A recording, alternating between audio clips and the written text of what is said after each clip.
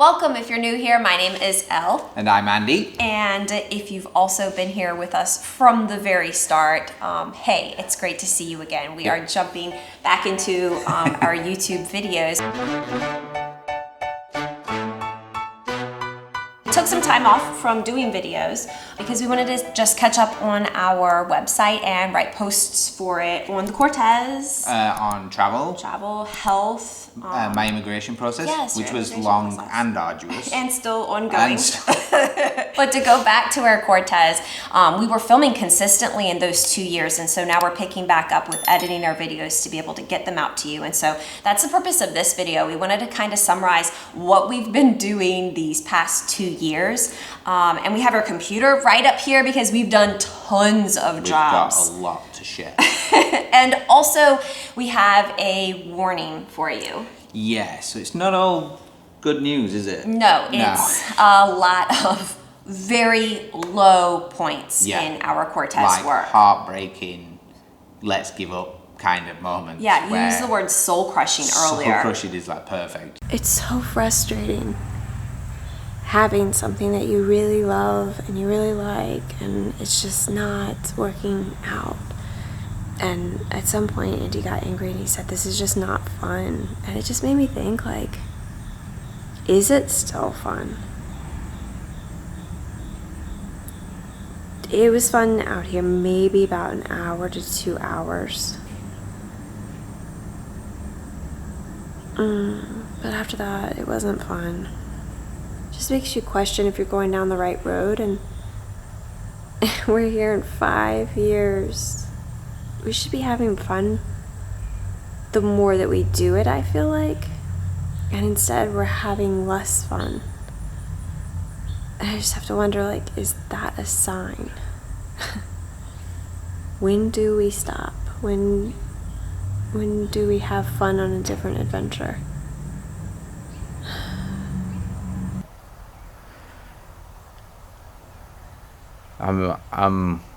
If somebody came and said, "Is the Cortez for sale right now?" I'd be like, how much you gonna give me for it? It seems really dramatic, doesn't it? But this used to be fun. We used to have such a good time doing it, and all we've spent the last 2 hours doing is basically arguing at each other about why this thing won't go together. And neither of us have an answer for it, so we just go around in this stupid circle of going, let's try this, no, it won't work, let's do this, it won't work, let's do that, it don't work. And the person making the suggestion gets frustrated, and the person repeatedly saying it doesn't work gets frustrated. Don't buy an old RV, it's not worth it. But sprinkled in to keep the dream alive. Right. There is some really happy moments in there as well. Highest of high moments, moments that have honestly kept us going.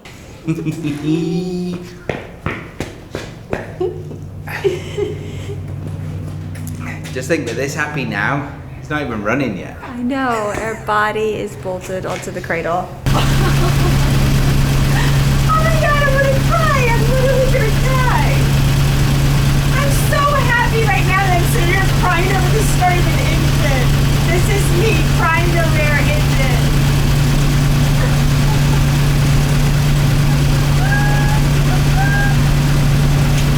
We've had this back and forth ping pong that has left us standing here where we truly don't even know back and forth where we're going and what we're even doing as we're filming right now. But we can kind of just explain where we've been in the past 2 years and head on from there. So let's get started. Let's get started. So in our last video, we were working on the oil system on our engine. We dropped the sump, Elle cleaned out inches of gunk and carbon out of the bottom of the sump pan. Disgusting. We put in a new oil pump, pickup pipe, new gaskets, put everything back together. Things were looking good. Yes, we then moved on to a job that we've been putting off because it's known to be one of the hardest mechanical jobs. And we did it not once, but we did it twice. We nailed it the second time though. We did. I will add, this job's tough on a new vehicle. Doing it on a nearly 60-year-old vehicle adds a new level of difficulty, especially when there's no manual as well. Then what did we do? Oh, then we started looking at our backfiring. Gosh! I feel like I'm about to die.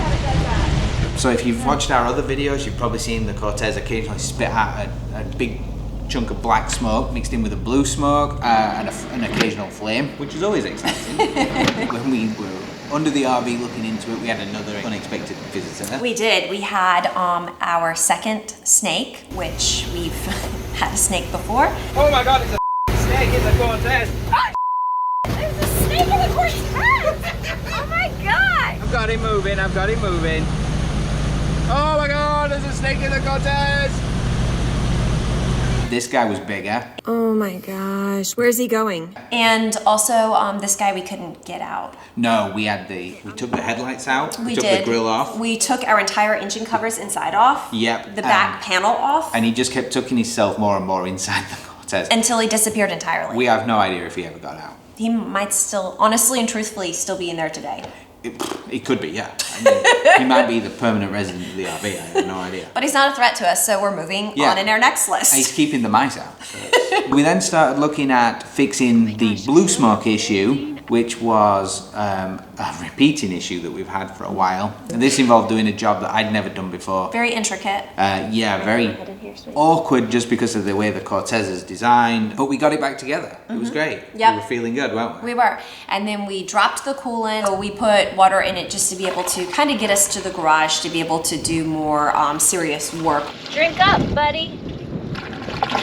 Drink up. And then during a return visit to the Cortez, we went to move it, and it wouldn't start. No, of Could course it not wouldn't get start. it started. Are you feeling hopeful? I'm feeling super hopeful. I'm feeling hopeful.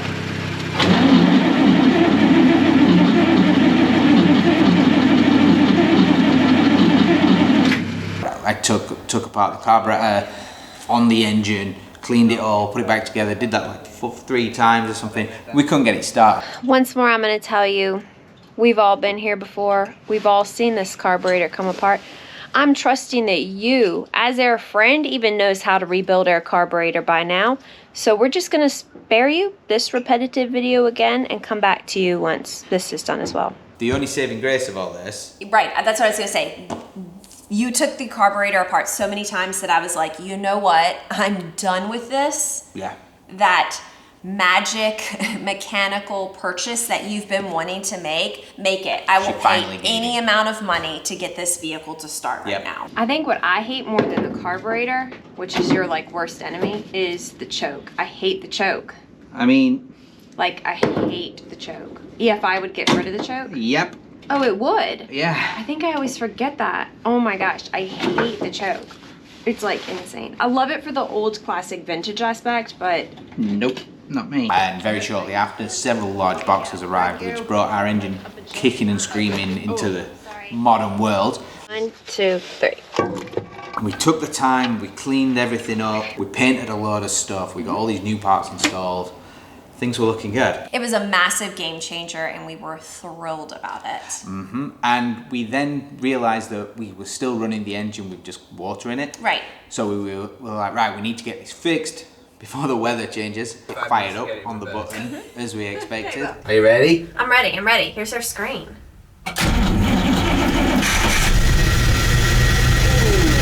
Like a kitten. And I reversed it out of the barn and I hit the brake pedal and I carried on going. Oh God, we have no brakes. Why do we have no brakes? Why do we have no brakes?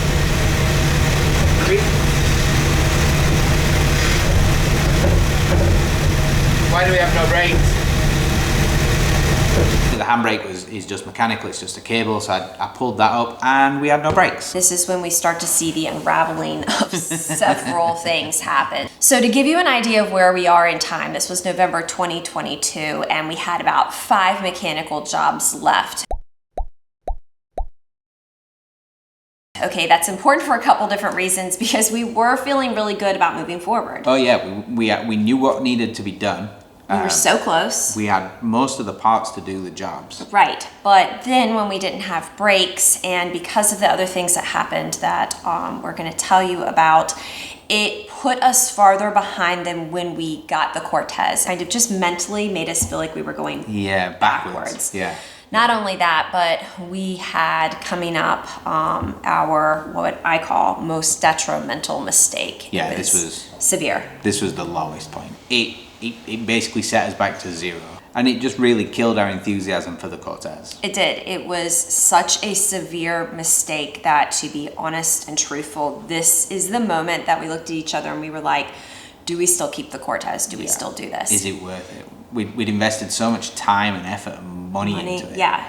At this point, we were questioning our passion for the Cortez, and so we really tried to consider all of our options. We tried to consider the Cortez and life in the Cortez. We tried to consider life in a new RV. We tried to consider life just in general. Right, yeah. Together, What we're we're doing doing. next. Yeah, like Right. where do we go from here? Right, and we've gotten even questions about this, and to be honest with you, we still don't even know some of the answers. We decided together that no matter what, we should carry on working on the RV just in order to either keep it moving for ourselves or make it better for somebody else to buy it. As we're in this sort of limbo now, all the way to back when we're talking about, we were able to still progress and move forward. So we took about 8 months to figure out how to fix this mistake that we did. Meanwhile, we did other jobs. We try and do everything ourselves, but we hired a company to come out and actually blast parts of the RV and paint them, and then we did some painting ourselves. So it was a good, massive mojo boost actually that we got the interior painted. Right. And I know for you that was at least a good step forward from where we were, right? Right, that's true, because when we first got the vehicle, I remember sitting in it and it looked, just, yeah, there was water, there was just, Rust. right.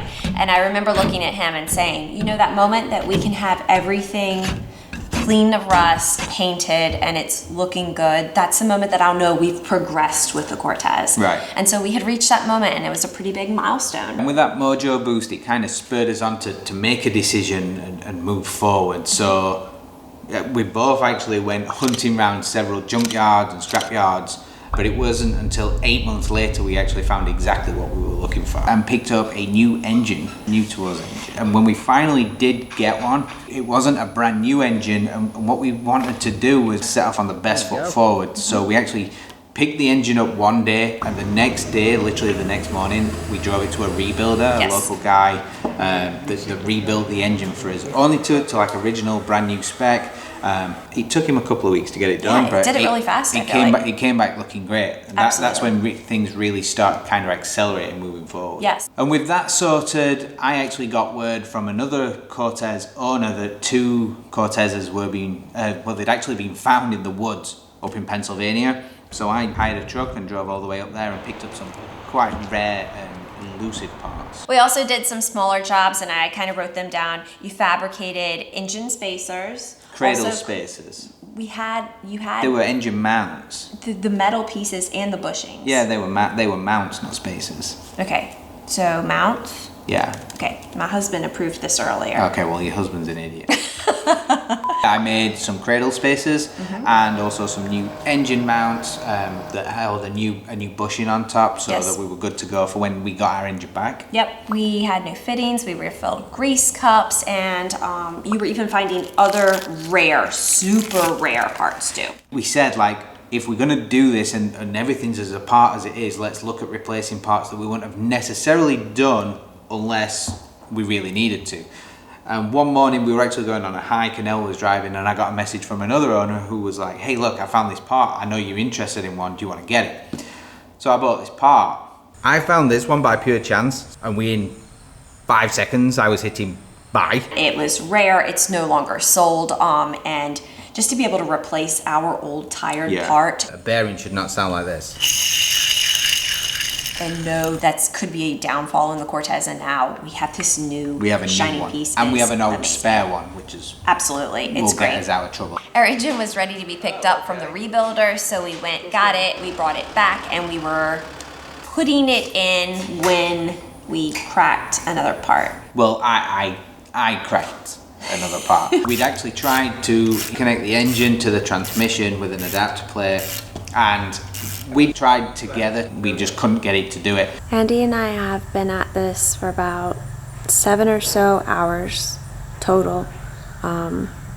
Most of those hours just trying to get our engine bolted up to the transmission, and it is just not working out.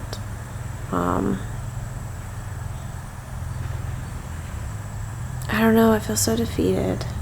I went and I was like, this is going together. In your defense too, I said, I don't care what it takes, get them pushed together. But whatever it takes didn't mean cracking it. Giant crack. Every time we do something, it just keeps kicking us one step further back, and it's just like, you know, there's only so many times you can do it. You know, I came here like, I'm gonna do this today, and now that's cracked. That's another piece you can't get hold of. So, you know, it's just disappointing. I found a local guy who could clean it up and weld it back together for us, so we quickly got that resolved. Yes, and talking about a welder, we actually hired another welder.